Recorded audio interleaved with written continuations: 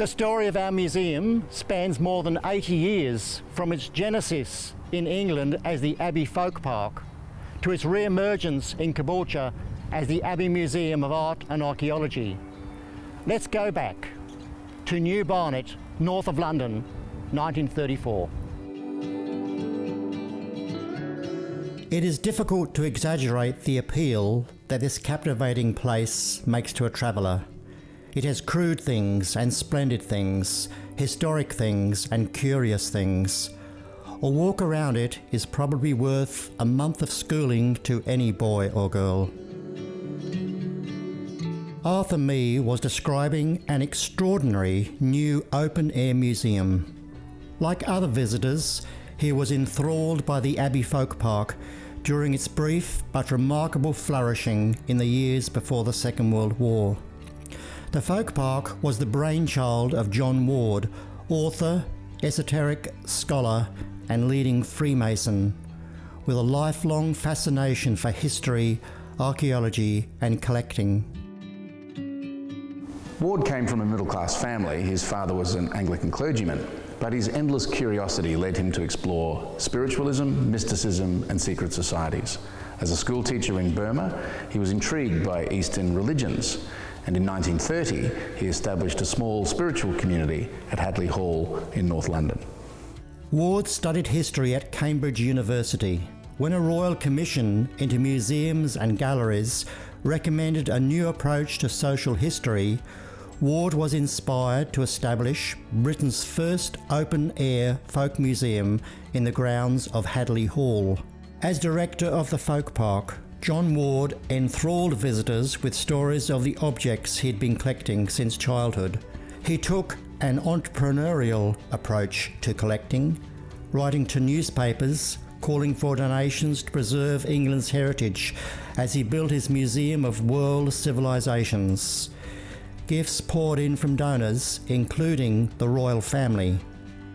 Ward pioneered the recreating of ancient buildings to engage visitors in the past. The centrepiece of his folk park was the prehistoric village, a series of life-sized replica dwellings showing their evolution from the earliest period of human occupation in Britain. Each building, equipped with artefacts and furniture, offered visitors an immersive experience of ancient Britain.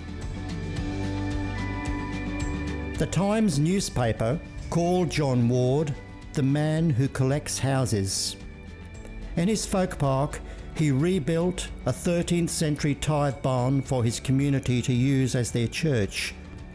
Then there was an apothecary shop, a smithy, and an arcade of old-time shops.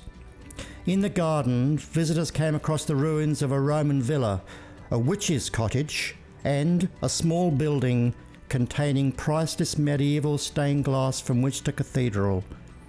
Into these buildings, Ward crammed over 90,000 objects from all over the world.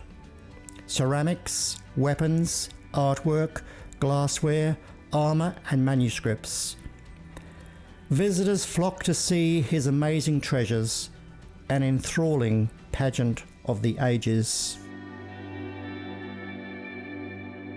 World War II was devastating for Ward's folk park. The attractions closed with the start of the London Blitz, and Ward became embroiled in a disastrous court case. By 1945 it was clear the park would not reopen, and in the austerity of post-war Britain, he and his community decided to leave. The majority of Ward's collection was sold and the remainder packed into crates. In 1946, Ward and his community emigrated to Cyprus, taking with them almost 5,000 artefacts. Despite being almost penniless, Ward collected Cypriot objects and led expeditions to ancient ruins until his health deteriorated and he died in 1949. Cyprus at that time was a British Crown colony. However, EOKA, a nationalist organisation that wanted to unite Cyprus with Greece, made life dangerous for British residents. It was time to leave. Led by Ward's widow, Jessie, the Abbey Community travelled via Sri Lanka, arriving in Sydney in 1955. It was a time of great financial hardship for the new migrants. However, the community eventually settled in the Blue Mountains. Then, in 1965, after the death of Jessie Ward, they moved to Queensland, taking with them the crates containing Ward's priceless collection. In 1980, Michael Strong was appointed as director of a new Abbey Museum. He was tasked to raise the necessary funds to build a gallery to make Ward's amazing legacy once more accessible to the public. The new museum was made largely possible by a major grant from the Utah Foundation. The executive director, Henry Bartlett, became a big supporter of the museum and assisted with securing philanthropic grants from the Maya and Ian Potter Foundations. About $1 million was raised to build the new gallery. 2 designers from the Queensland Museum volunteered to assist me to plan the new museum, and it was opened in 1986 by Sir Gordon Chalk. The new Abbey Museum includes a time passage that explores the human story in Europe from the Paleolithic era to the end of the Industrial Revolution. There are also displays from Egypt, Mesopotamia and Persia, and beautiful ceramics, lacquer and sculptures from Islam, India, China and Japan.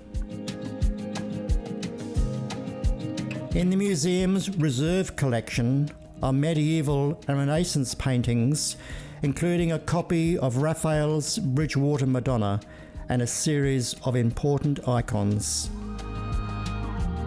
The Abbey Church, adjacent to the museum, houses the majority of our beautiful stained glass collection. It includes 15th century heraldic glass from Ettington and internationally significant panels originally from Winchester Cathedral in England. New additions to the museum include the donation of a superb 16th century limestone sculpture of the Lamentation of Christ, legal documents from the Yorkshire Dales, and most recently fabulous glass, sculpture and cylinder seals from Turkey and Syria.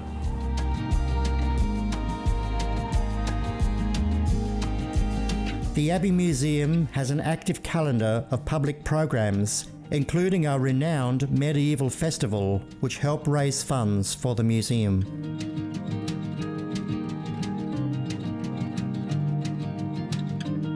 Today, the museum continues to grow, enriching the lives of visitors through the stories from our collection.